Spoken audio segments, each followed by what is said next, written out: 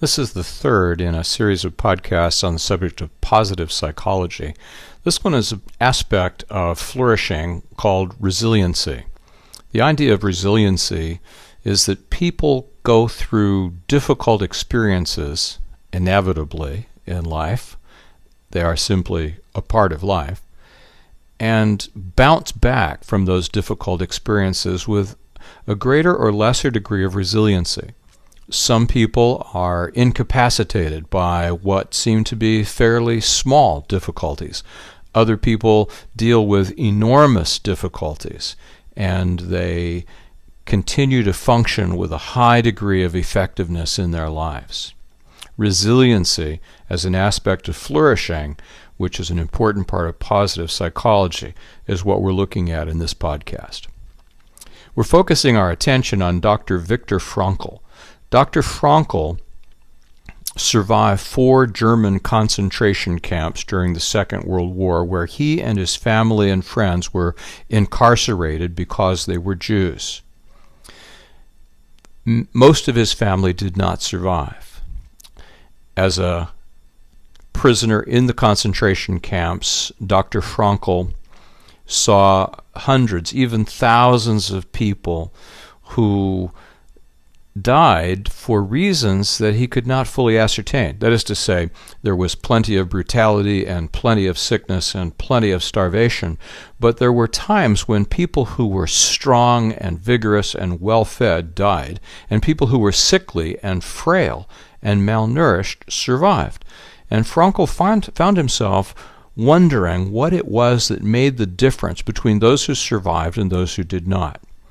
After the war was over, he went on and studied psychology, became one of the big 3 names in early psychology, along with Sigmund Freud, Adler. Frankl's name right up there at the very top. He is generally regarded as the father of a school of psychotherapy called logotherapy, from the Greek word logos, which means meaning. This is an existential psychology, which means that it focuses on personal existence and what validates or makes meaningful personal existence. So Frankl's existential psychology, logotherapy, takes the position that what we do with our lives is not so much a matter of our nature, that is to say, our genetic programming, who we are biologically or genetically. Neither is it so much a function of our nurture, how we were raised, what our parents did, our environment growing up. But who we are and how we function is largely a result of our personal choice and our taking responsibility for how we live our lives individually and personally. In a sense, you could say that he went against Freud's early ideas, which were largely about nurture. He also went against those who were largely in favor of a kind of genetic programming, to take the position that it is personal choice and responsibility that makes us who we are, and that this was the reason why some people survived in the concentration camps and some did not. People who survived were people who decided to survive, who had a reason to survive, who had meaning in their lives. And people who did not survive, all things considered, were people who lost hope, people who did not see the point and decided that it was pointless and purposeless to go on. They died and died quickly.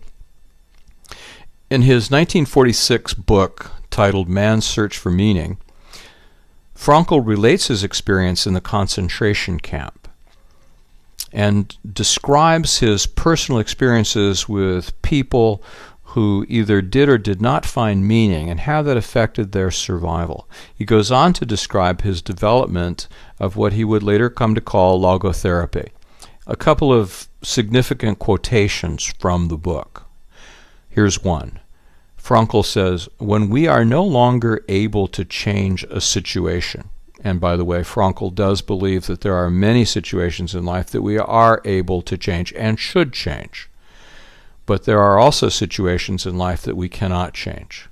Being imprisoned in a concentration camp is one of them. Being a Jew during the Second World War was another one.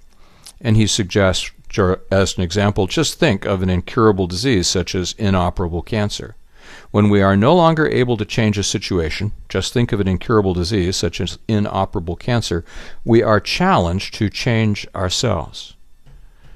This is a choice that we make to not be a victim of our circumstances, but to take action.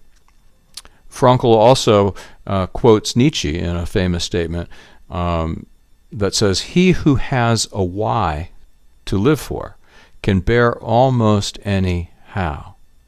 He who has a why to live for can bear almost any how. Conditions in the concentration camps were abominable. They were inhuman.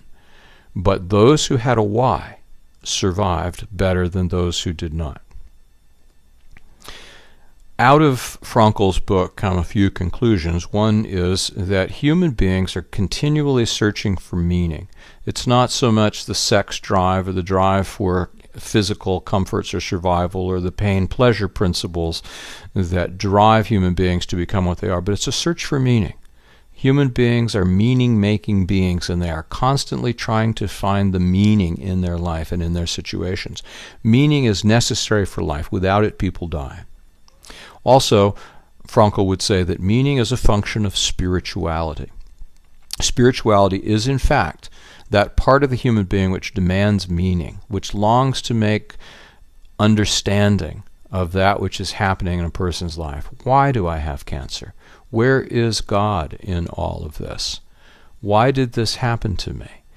These kinds of questions are inevitable when human beings are in difficult circumstances, and it is a human being's developed and healthy spirituality that best enables a person to deal with the demand to find meaning in difficult circumstances.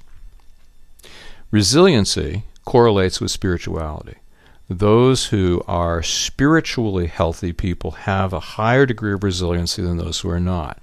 Spirituality is not necessarily a religious spirituality, though the most resilient kinds of spirituality usually are religious spiritualities. If you're interested in further study on this subject, I could certainly refer you to Viktor Frankl's book, Man's Search for Meaning, and also an interesting videotaped lecture by Dr. Randy Pausch that you'll be looking at in assignment 9L4. The video link, the internet link is there that will enable you to view that lecture, which has become pretty famous in the last few months.